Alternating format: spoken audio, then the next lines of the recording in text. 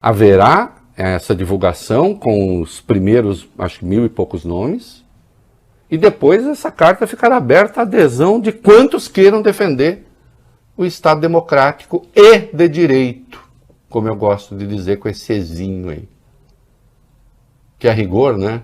Estado de direito também, eu já disse, ditaduras têm, né? Até aqui a lei da ditadura, né? Elas costumam não seguir nem as próprias leis, né? De qualquer modo. Sim. Então o Estado tem que ser democrático e de direito, fundado em leis. E leio agora para vocês a carta. Já disse, pode ser que é só dia 11 que ela vai ser tornada pública mesmo, definitiva com as assinaturas, mas isso aqui é a essência desta carta. Em agosto de 1977, em meio às comemorações do Sesc Centenário da Fundação de Cursos Jurídicos no país, o professor Goffredo da Silva Teles Júnior, mestre de todos nós do território livre do Lago São Francisco, leu a Carta aos Brasileiros, na qual denunciava a ilegitimidade do então governo militar e o estado de exceção em que vivíamos. Conclamava também o restabelecimento do Estado de Direito e a convocação de uma Assembleia Nacional Constituinte. A semente plantada rendeu frutos. O Brasil superou a ditadura militar, a Assembleia Nacional Constituinte resgatou a legitimidade de nossas instituições, restabelecendo o Estado democrático de direito com a prevalência do respeito aos direitos fundamentais.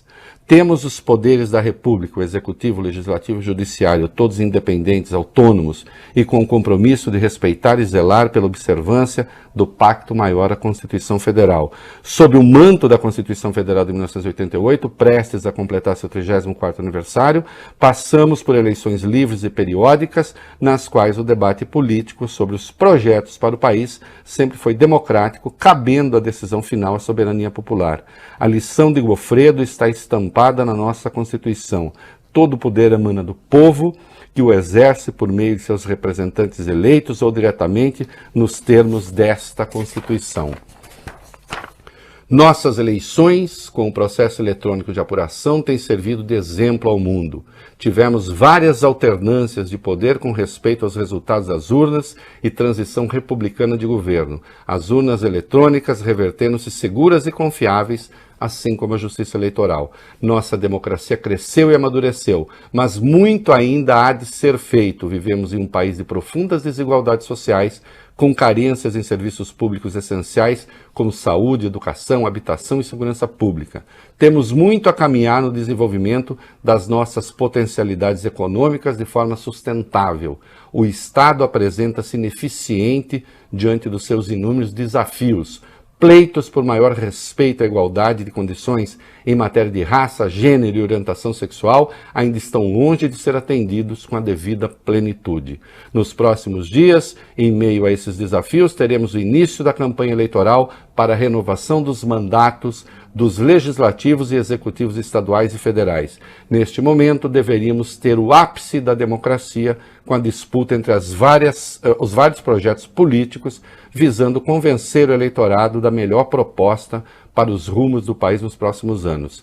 Em vez de uma festa cívica, estamos passando por um momento de imenso perigo para a normalidade democrática, risco às instituições da República e insinuações de desacato ao resultado das eleições. Ataques infundados e desacompanhados de provas questionam a lisura do processo eleitoral e o Estado democrático de direito tão duramente conquistado pela sociedade brasileira. São intoleráveis as ameaças aos demais poderes e setores da sociedade civil e a incitação à violência e à ruptura da ordem constitucional. Assistimos recentemente a desvarios autoritários que puseram em risco a secular democracia norte-americana. Lá, as tentativas de desestabilizar a democracia e a confiança do povo na lisura das eleições não tiveram êxito. Aqui também não terão. Nossa consciência cívica é muito maior do que imaginam os adversários da democracia. Sabemos deixar de lado divergências menores em prol de algo muito maior, a defesa da ordem democrática. imbuídos do espírito cívico que lastreou a Carta aos Brasileiros de 1977 e reunidos no mesmo território livre do Largo de São Francisco, independentemente da preferência eleitoral ou partidária de cada um, clamamos às brasileiras e aos brasileiros a ficarem alertas na defesa da democracia e do respeito ao resultado das eleições. No Brasil atual, não há mais espaço para retrocessos autoritários. Ditadura e tortura pertencem ao passado. A solução dos imensos desafios da sociedade brasileira passa necessariamente pelo respeito ao resultado das eleições. Em vigília cívica contra as tentativas de rupturas, bradamos de forma uníssona: Estado democrático de direito sempre. É isso aí. E eu assino com gosto, assino com felicidade, né? Assino de maneira muito humilde e honrada a um só tempo, né? Porque essa é a defesa que eu tenho feito ao longo da minha vida, né? E do meu trabalho. Então, não é aceitável o que está em curso. E fico feliz de saber que entidades empresariais estão se organizando para, no mesmo dia, tornar público também um texto em defesa das instituições. Não existe salvação, não existe futuro, não existe bem-estar fora da democracia.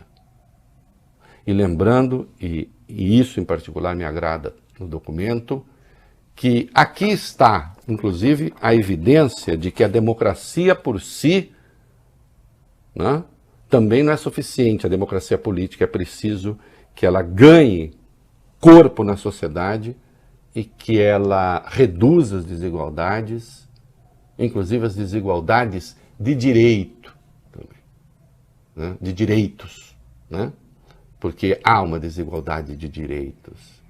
Aquilo que a Constituição assegura, aquela igualdade precisa ser vivenciada na prática.